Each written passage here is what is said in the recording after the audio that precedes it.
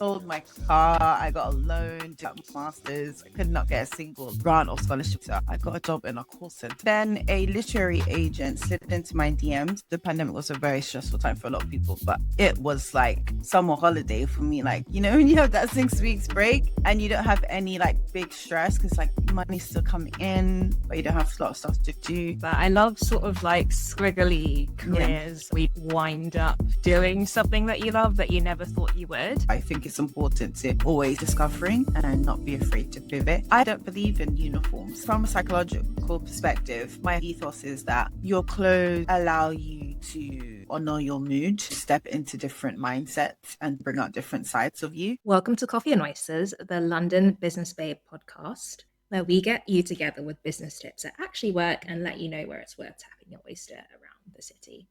My name is Frances Adera Matthews. I'm a certified Notion consultant and founder of the Notion Bar, where I get my clients together with personalized productivity systems built in Notion. For my systems-loving girlies who are tired of suffering in Notion alone, I run a monthly academy called the Big Notion Energy Academy, where we go through Notion's latest releases and unpack your burning questions. Details in the show notes. This week has been an interesting one for me, business-wise. Very excited to announce that there will be a podcast assistant being hired. I need help with the editing so that I can do other things to help this podcast grow, like pitching, social media stuff, etc. Super excited to have that roll out in a couple of months. It also means that I'll be able to pay more attention to my Notion YouTube channel in terms of things that I've been doing around London. I don't know if anyone's been to the Sea Containers Hotel around South Bank, but there's a really cool rooftop bar at the top called 12th Knot.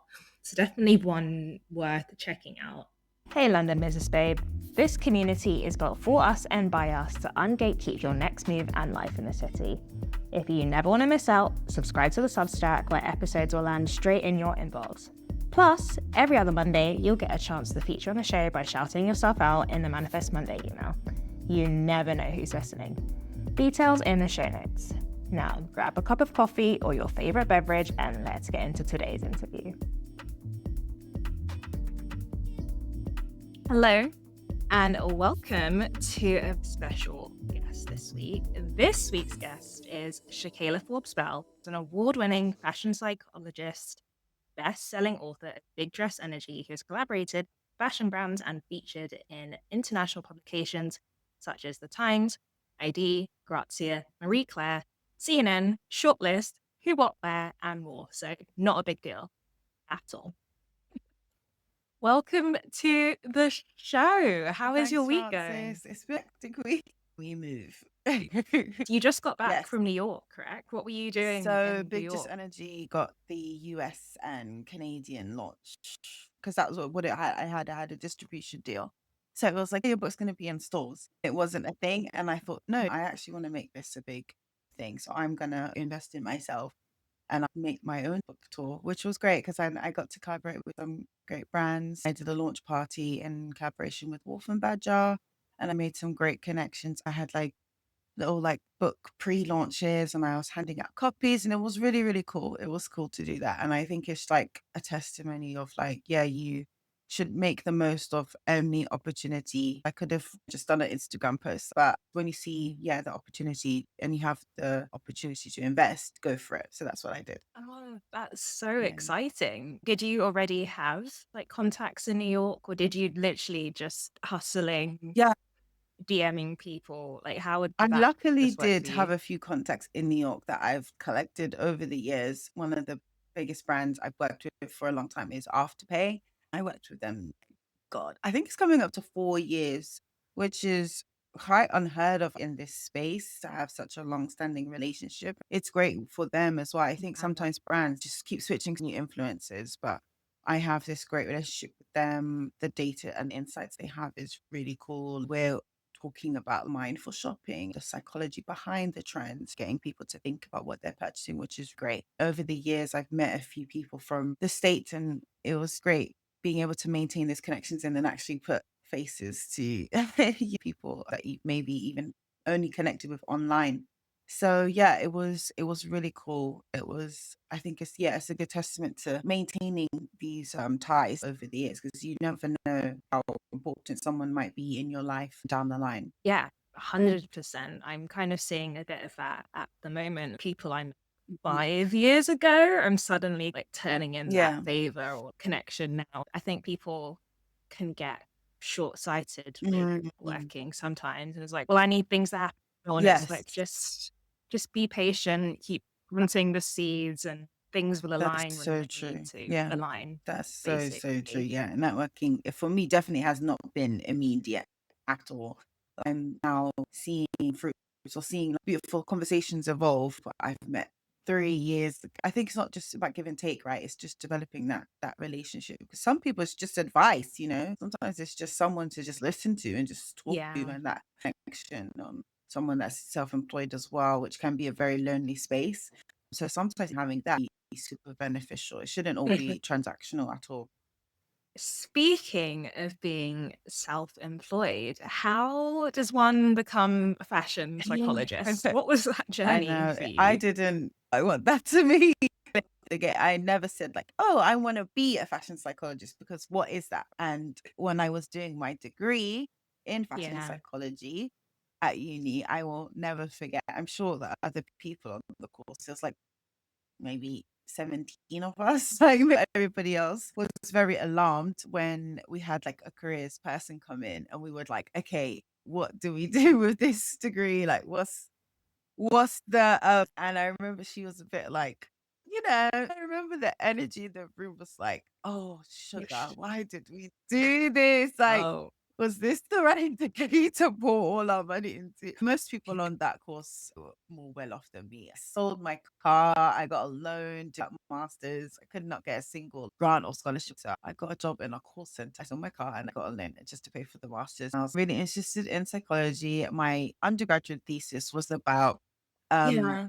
the Black Lives Matter movement and hoodies and their role in the protest versus hoodies like in the luxury space at the time was kind of moving into athleisure and being Hmm. cool and seeing on runways. And then it was like kind of stripping the origins of it, which a lot of it does stem from um black people, I think black Americans, and I did and who sparked the Lives Matter movement, how hoodies are seen as a symbol of threat and fear. And at the same time, you had Mark Zuckerberg who popped onto the scene wearing his hoodies, and it was seen as very subversive and very cool and a sign of someone that doesn't play by the rules. The intersection between clothing, race, and first impressions. So then I did the master's. And then afterwards, I was like, I have no clear idea about where this can take me.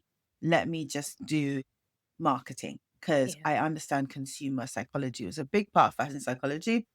I feel marketing plays into that. Yeah. So I did internships with like different smaller brands, made to measure menswear brand, Lulu Guinness. People know about Lulu Guinness, British accessories brand.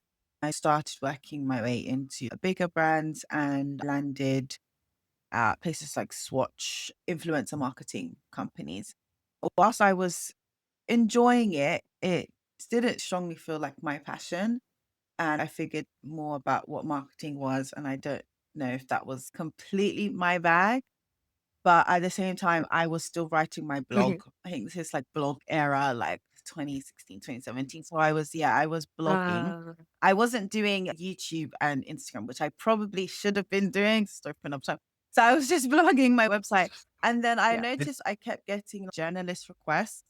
And I remember being like, "Oh, yes, yes, yes, yes, yes. I'll say yes to And then more journalist requests came in. And then I remember I got a request to do a talk for Next and talk about the psychology of Oh, wow. dressing. And I was like, whoa, this is like something like people are interested, like people are Loose. paying money for this. I charged like pennies because I didn't know what I was doing. But that's still going on Out of interest, what was pennies back then, if you feel comfortable sharing, just so that people know? for a 1 hour talk. Had like multiple revisions, slides. I want to say, in my defense, I feel like I'm like 20 something at this time, or like very young, maybe 250, something like that, couple hundred, which is criminal. Okay. Like, See. yeah. So So if you're listening, Yeah. raise your Raise the price. prices. Raise. You know. I didn't even know nobody around me knew like what to charge. I didn't know what to charge. I felt very like even cheeky asking for money to do something that I was so excited to do. Um, and then that just kept happening. I had so much tumultuous things going on in my family. So it was writing about fashion psychology was a safe space and something to keep me grounded.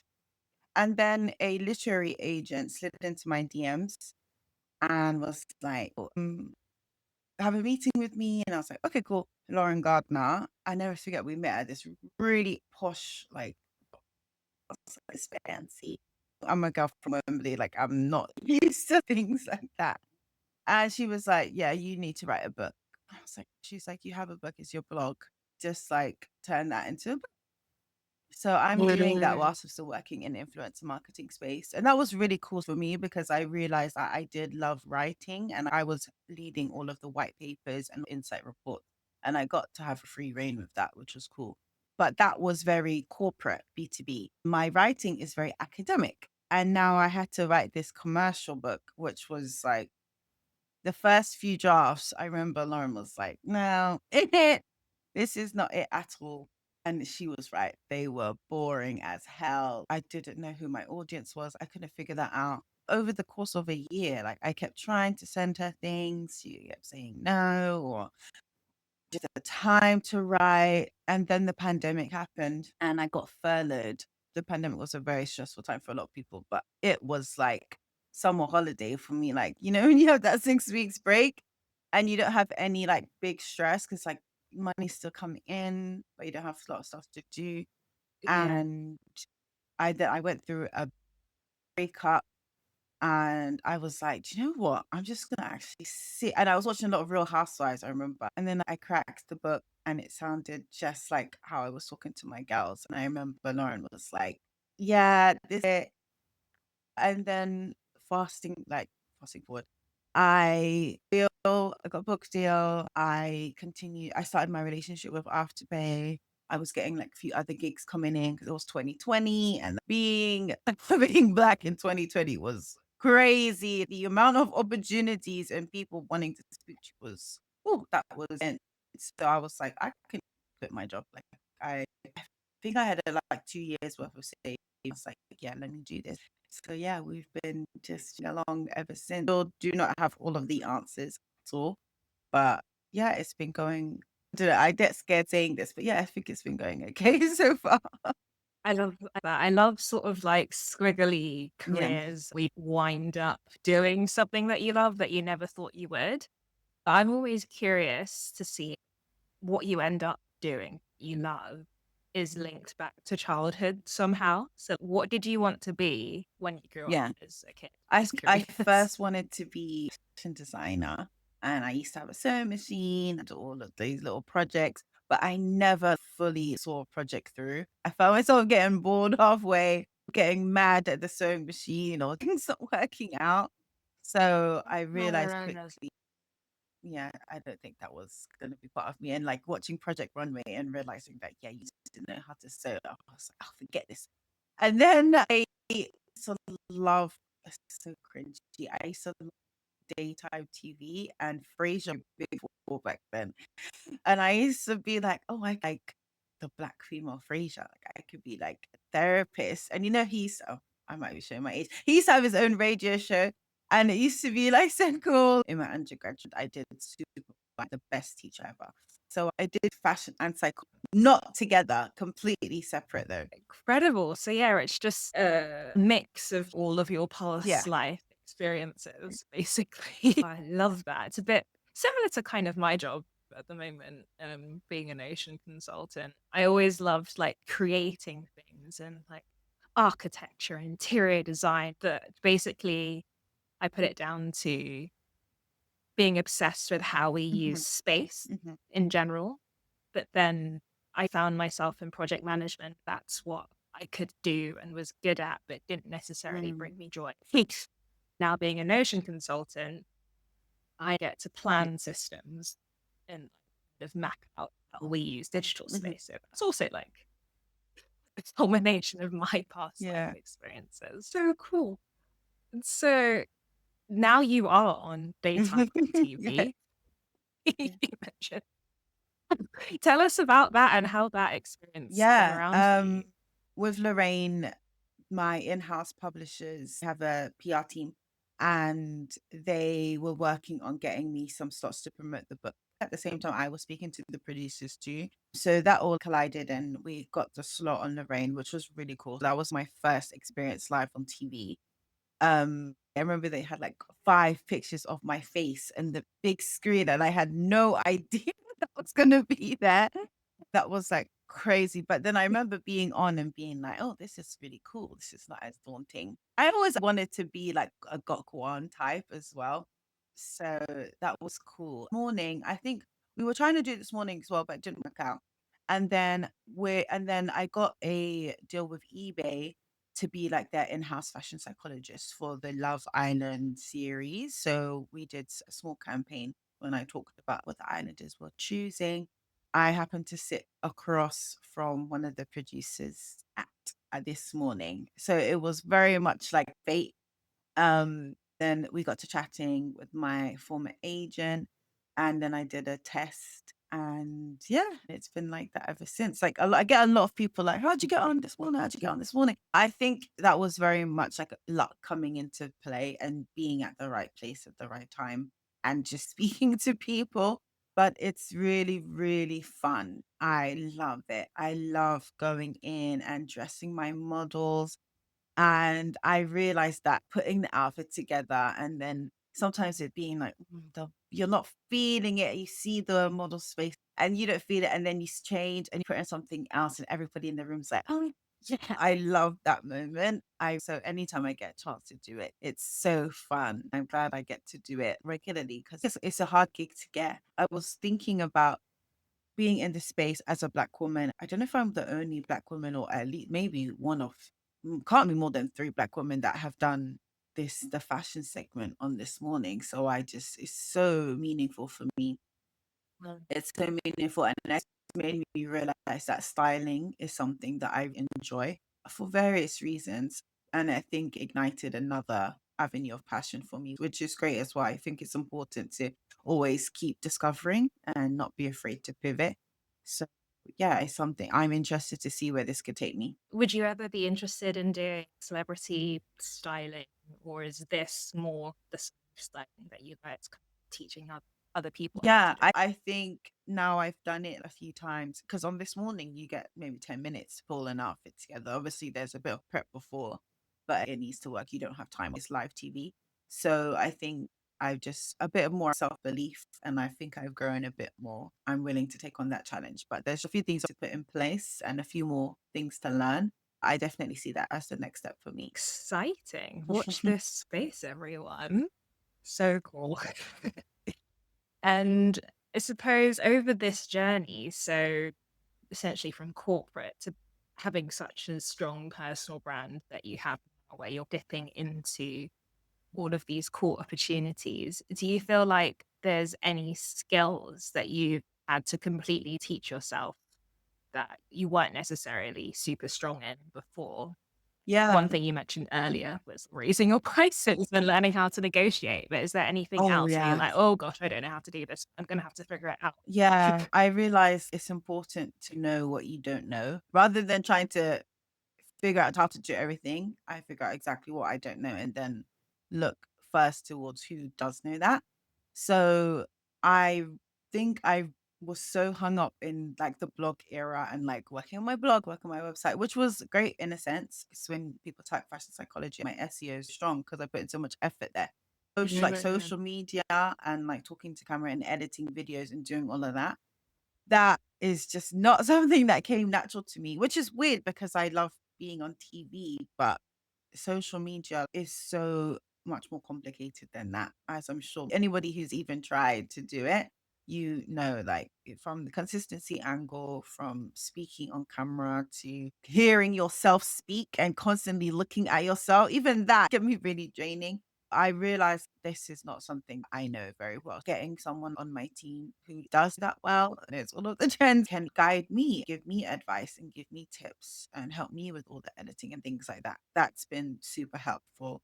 And I think sometimes when we think about social media, it can be quite challenging. People say that engagement counts, but I think it's still very much a numbers game. I've had people say, we'd love to give you this opportunity or increase the budget, but your social media numbers are not that high. That can be draining, but it's important to understand where your strengths lie too.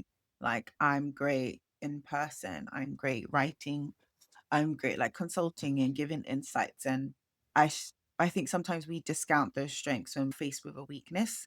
So that's something that I've learned. These up and down for all these thumbs. I think that's something just I've learned as I've gone along. Like, you need to, yeah, get people on board that can help you strengthen things that you're not good at. And so your life sounds so wonderful and you're doing all of these cool things. What does an average week look like for you? Just like curious. It's not an average week at all. I cannot even begin to say what that would look like. And I think that's super hard for me. I'm a Taurus, so I love like stability and routine, and I have chosen a career that does not provide that at all. Um, I just came back from New York, and I'm pretty sure I have to go back there again. So where it would be a week maybe where I'd be writing, working on my online course. Now it's like, okay, you have to prepare for your segment, you need to get your nails done, sort out. Then I have a panel day, like things come in all the time unexpectedly. Nothing is the same. And I feel like that used to really bother me. But now I'm realizing that it's important to be flexible. So if I have a TV appearance one week, then I know, okay, um, the things that I normally do is not possible, or I'll try to fix it around or do more the following week. If I get journalist requests, I'll just make sure I say no. But I try to be as malleable as possible. One thing I'm trying to do now is have my non-negotiables, because I realize that stuff comes in like, I won't go to the gym, or I'll just start eating crap, or stop sleeping properly. That's one thing I'm trying to figure out. So I can have more of a typical week and have these non-negotiables and what they mean to me. But I have not figured that out yet at all. I'm running, running, running. Sometimes I lose steam, then I need help with it. But it changes. It changes so much. Fair enough. Yeah. And we'll dip into a bit more about your non-negotiables in the next segment. To wrap up this part, thank you so much for sharing your journey with us. If you had one moving the needle tip for anyone listening who's trying to elevate themselves as a personal brand in a very niche field like yourself, what would you say to people? When I was first starting out, I said to myself I was going to have a year of yes. Um, I don't know where I heard that from, but I decided that anything that came, I think it's a book. I haven't read it. So maybe I just heard someone talking about it. I was young. I just said, I'm going to just say yes. This whole year, I'm just going to say yes to everything. That could have been doing something for someone's uni dissertation, like an interview for that, speaking to journalists, going to like random events. I was just saying yes, yes, yes to everything. And I think that really helped me figure out like what I wanted, and it made me see like what I didn't like. It's important to expose yourself to as much as possible, because I didn't know what could be if I didn't just put myself out there and start saying yes to things. Um, Another part of that advice is to know when to stop that year, because sometimes it can bleed into the next year, and then I burnt out badly because I was saying yes too much. So yeah, it's like 6 months of yes, but I think saying yes to things, and sometimes we do a lot of cost benefit. But if I do this, what am I going to get out of it? Like, oh, this person only has 200 followers, so it's not even going to be point. Like, you never know who's watching that. Do you know what I mean? And it's also for you. Like, Yeah. sometimes people need to learn how have conversations on camera and speak succinctly and formulate thoughts and get your key points out there. And it's good experience. So I definitely think that's important when you're starting out in an unknown space. Just, yeah, start saying yes. And what were some of the things after that year of yes, 6 months of yes, that you realize are like, I actually do not enjoy this thing. I'm just going to stop doing that. Yeah, I really liked times when I got to speak on camera. I realized I enjoyed that, looking back at the film and conversations, doing things in the news. That I like that. And then I liked public speaking. I never realized I liked that. I loved doing presentations and events. And as the crowds got bigger, it felt more exciting. Um, and then I realized, like, the student dissertation. Oh, there's like dragging a bit, because sometimes students will message you and you'll give them all of these answers and it's not even a thank you. They'll just leave it like you didn't spend your time. Oh, you'll be like, oh, can I see the dissertation? And they won't send it. That's a bit annoying. A lot of it was like the same things or Googleable things. That's my one gripe with Gen Z. I don't think they Google as much as they should. They just want to pick your brain. And it's like, did you research? Guys, I have all of this information in so many places. I say this to my Gen Z cousins a lot. You guys need to research more before you try to network. Yeah, research before you network. A lot of the student stuff I've had to pass on to some of my former colleagues. In summary, yes to public speaking, no to unresearched Yes. pick your brain Yes. sessions. Hope you're enjoying the show. Would love to hear what you're thinking. Drop a comment and share your thoughts. Even better, if you're loving the show, take 2 seconds to rate us 5 stars wherever you get your podcast. It really helps other people find us. And if you want to be a guest, details in the show notes on how to sign up. Now, let's jump back in.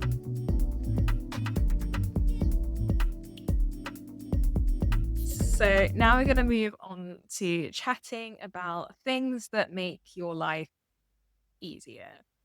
I like to start off this section with music. I'm currently building a Spotify playlist of all of the songs that people mention on the show. Do you have a walk-up song that gets you hyped, ready for the day? Yeah, it's embarrassing. I remember when this was on my number one on Spotify and it was so I couldn't show it. I feel like I couldn't show it, but now, whatever. People don't know the song. As with Mary J. Blige, it was just such a positive song. As I start from the sky, I'll be loving you until the yeah. Exactly. Yeah. See, I knew you knew it. Oh, she Yeah. is on that song. I forgot that she's on that song. Bangers. You know what? That's a good song. I don't even think that's like a guilty pleasure. We're gonna call that. I a woke win. up, I think, for a year, and it just puts me in a good mood. Makes me feel like the day is not as bad.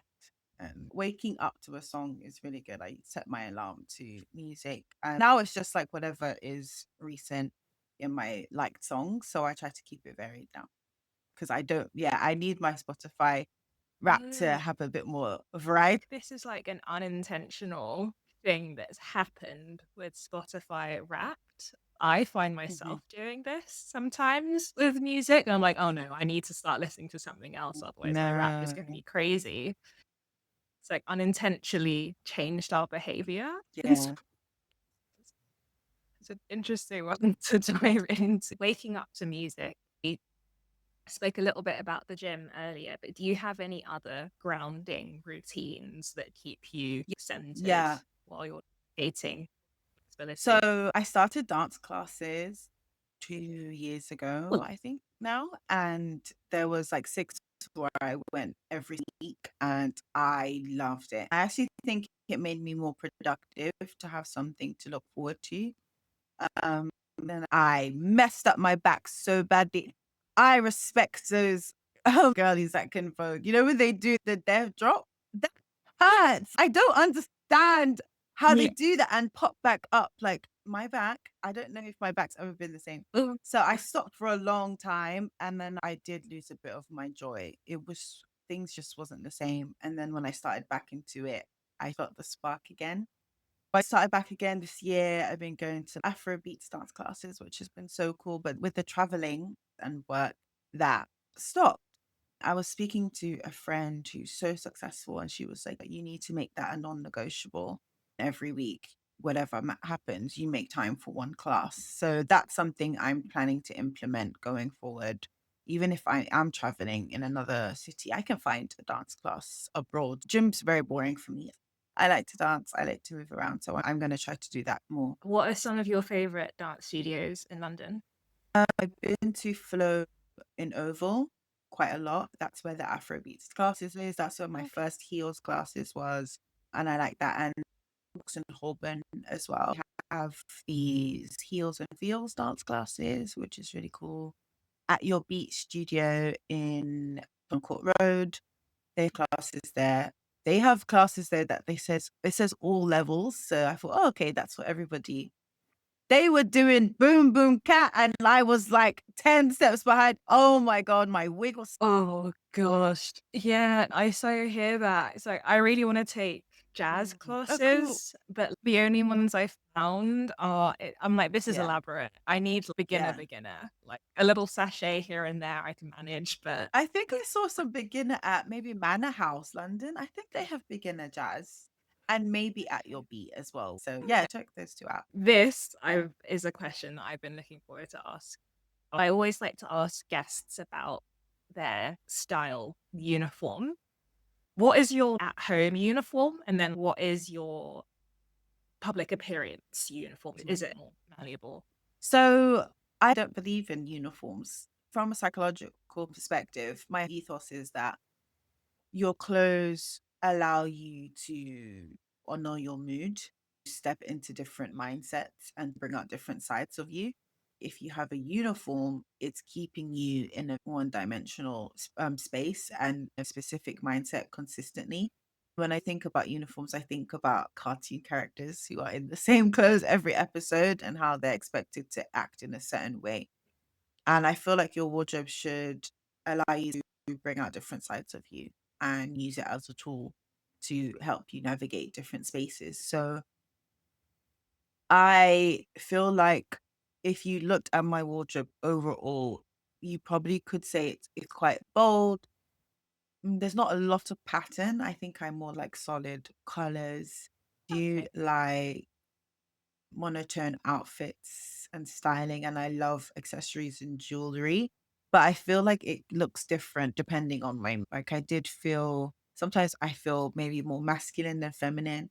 Sometimes I feel more sexy than and Mm. sometimes I feel want like to be more reserved. This morning, I actually found I wasn't as sexy and feminine as I would like lately. So I think I want to embrace, but I feel like all things are in my wardrobe together and how I'm showing up that day. But I can bring out the best me because my stuff I buy is eclectic within the bounds of my identity. Do you have any power pieces that you find yourself reaching for when you put it on? And you're, yes, now Yeah. let's Oh go.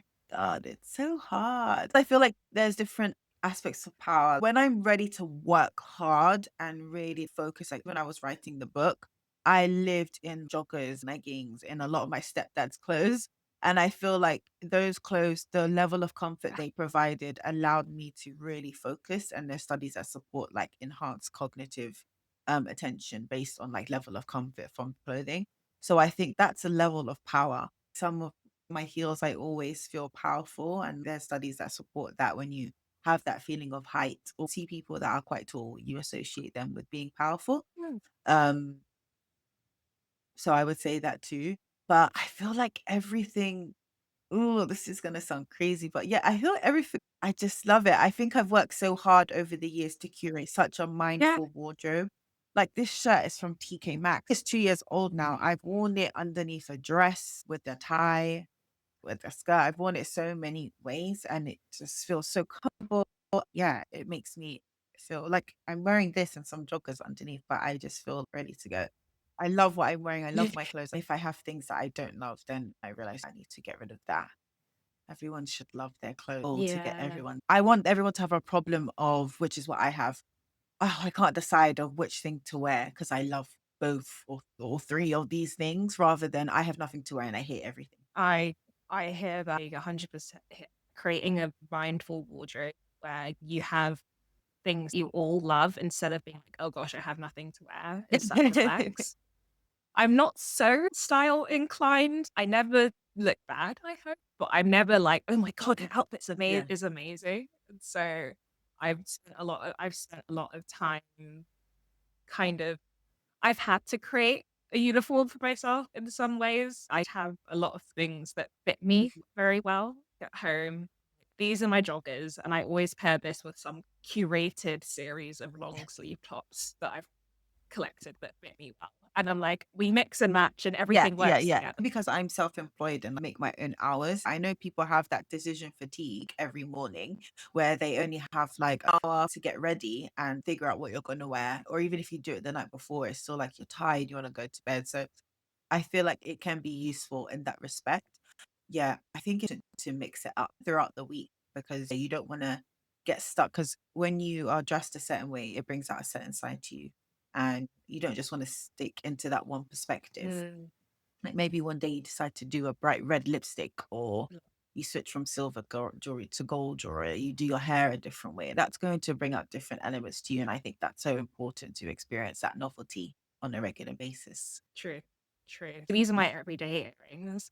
But if I'm going somewhere special, I'm like, ooh, I'm gonna wear the big hoops today. But you can do that. You can wear the big hoops on a Tuesday. You can do that. This is true. So we could talk about style all day. Everyone should go listen to your podcast, by the way, also called Big Yeah. Dress Energy, if you want to hear more of this type of conversation.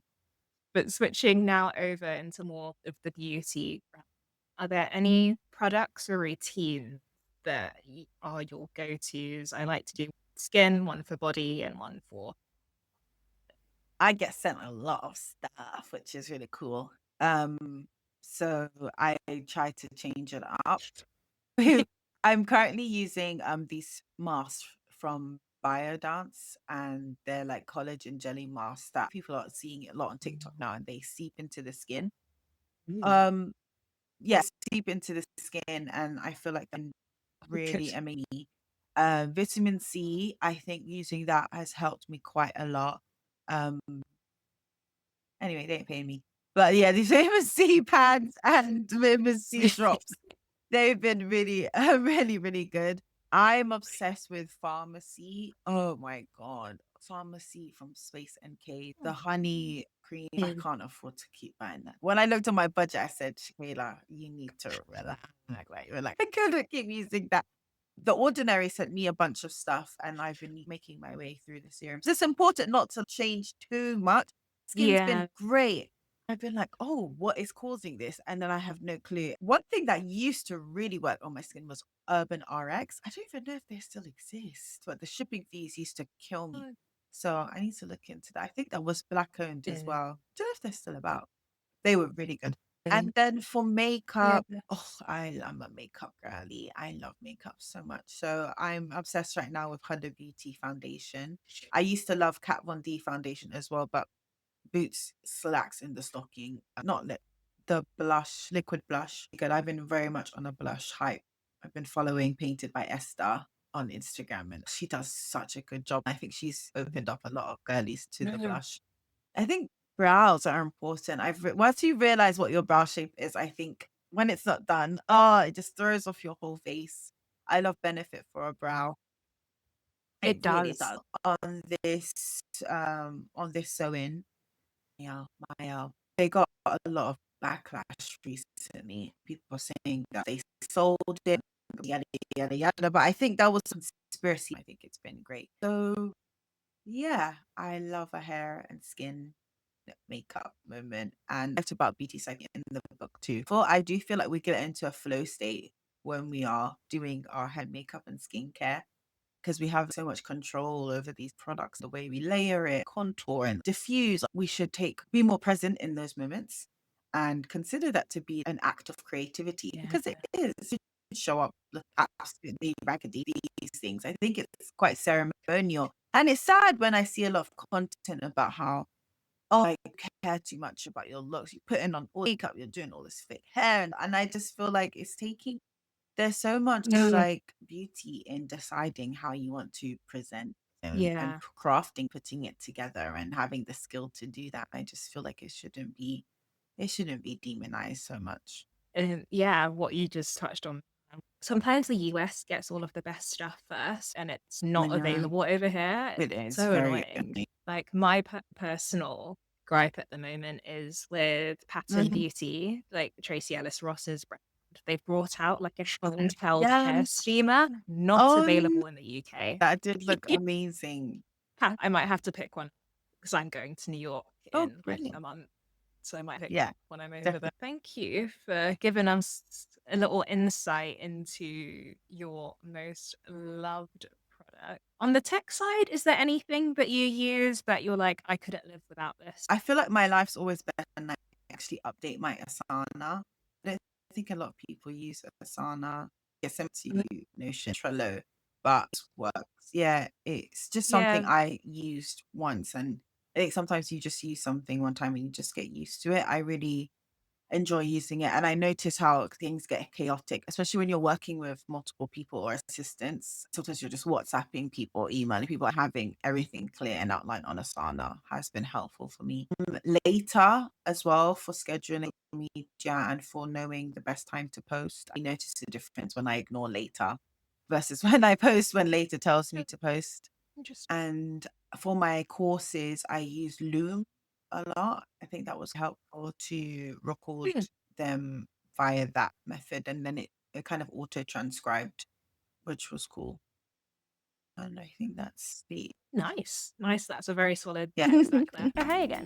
Did you know there are roughly 100,000 London business babes out there? And we're on a mission to reach as many as possible. Enjoying what you hear? To support the hours of work that goes into making this special, you can either A, consider supporting directly as a paid monthly Substack subscriber to also unlock future exclusive content for less than a coffee and a croissant. B, any brands listening? We'd love to explore ways for you to be part of the journey. C, at the very least, on your next co-working date, tell a fellow London business babe about us. Details in the show notes. Now let's jump back in.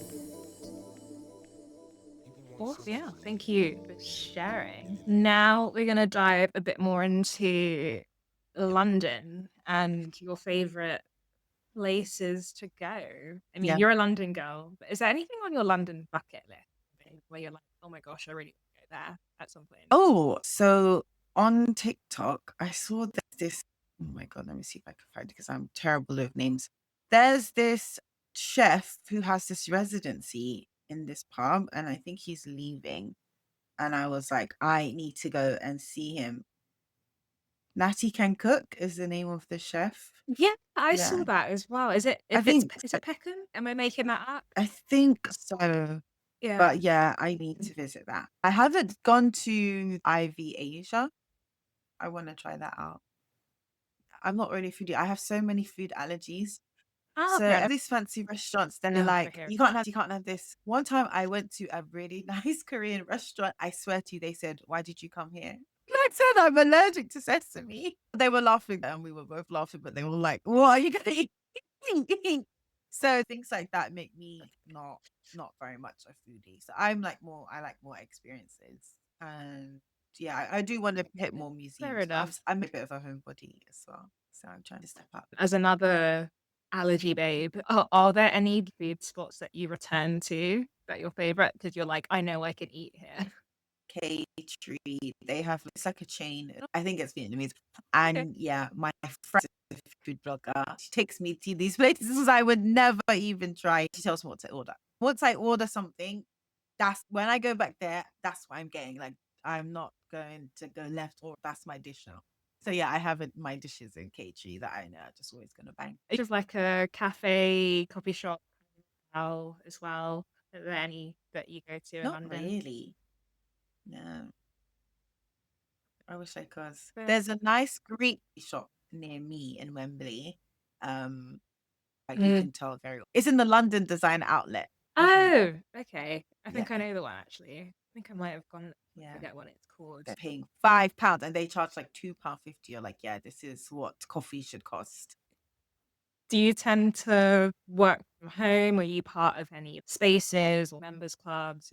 Because my schedule's so crazy, Mhm. I found it hard to consistently go somewhere else. And of course, I am the guardian for my niece and nephew. So I'm often doing the school run or the school pickups at 3 o'clock. So, like, oh, what is Okay. the point of even coming out here? So I think when I get a bit Yeah. more of a schedule with my family and who's like doing pickup and who's not, I can go out a bit more. But I was there in Wembley that was offering like free spaces for young Black creatives and entrepreneurs, and I was visiting there quite a lot. Sugar, I can't remember the name. Seeds, Nice. I think it's Seeds in Wembley. It's very Oh, much near the yeah. London Design Outlet. They're a really good organization. But yeah, they're really great. And sometimes I visit there. I recently got invited to this space, Area Noir. I think it's another like own space. Oh, I didn't yeah. make it, which sucks, but I do want to try. But again, these spaces are far. I'm in Wembley, like, oh, traveling that far just feels crazy to me. So it's not something I would do regularly. Yeah. I hear you because I also have a bit of a Yeah, scatty schedule. I'm in the process of canceling my co-working space membership because I'm like, I literally make it out here like two, exactly. three times. Exactly. There's no point. Like if I want to come in, I'll just Yeah. get a day pass or something. But yeah, it's true. Sometimes stuff is Mhm. far to get to. People have also recommended Yeah. that area. I'm like, do you know how long it takes to get Yeah. from Lewisham to Yeah, London Fields? exactly. Exactly. It's like an hour full door to door for I'm me. good. So I was like, oh, maybe, yeah, maybe once in a while, but I couldn't do that week to week. I think it'd be nice to see more local spots like Mhm. Seeds where you close to different Yep. neighborhoods, so it's easier for everyone. Cool. Thank you so much for sharing that. Don't worry if it's a lot to take in. All of the amazing tools, spots, and recommendations mentioned by our guests can be found in the Coffee and Oysters guide. Details in the show notes. Now we're gonna wrap up with some closing Mhm. questions. What is a recent win you want to celebrate yourself? And is there anyone in your community that you would like to shout out for a recent win that they've had? Oh, that's nice. I think my event in New York, that would be a win for me. Yeah.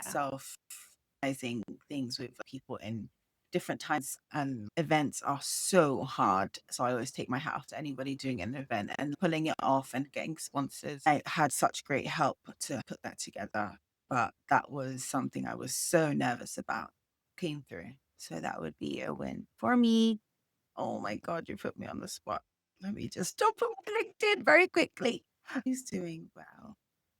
Oh, I know Ronke Noel, Oh, yeah. and I've just been seeing her posting about doing all of these workshops, getting gigs, and I think she's also been very transparent and posting about how experiencing grief recently and losing a family member, which is something I can relate to. And I know how hard it Yeah. is to experience loss and grief while still trying to sustain your own business and be self-employed. So I think incredible win for her that she's still continuing her successful journey.